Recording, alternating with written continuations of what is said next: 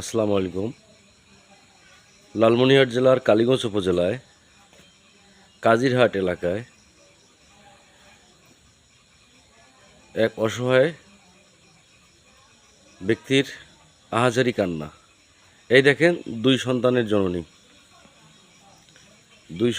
জননী, তার সঙ্গে তার স্বামীর, তিনি প্রতারণার শিকার আর কি,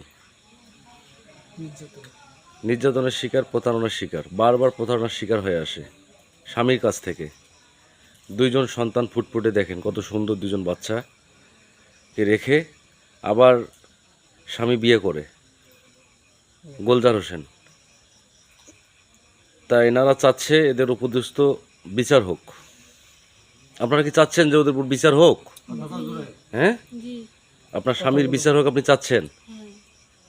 যদি আপনাকে হচ্ছে গিয়ে মানে নির্যাতন করে, মাইরডাং করে, হ্যাঁ, আচ্ছা আচ্ছা,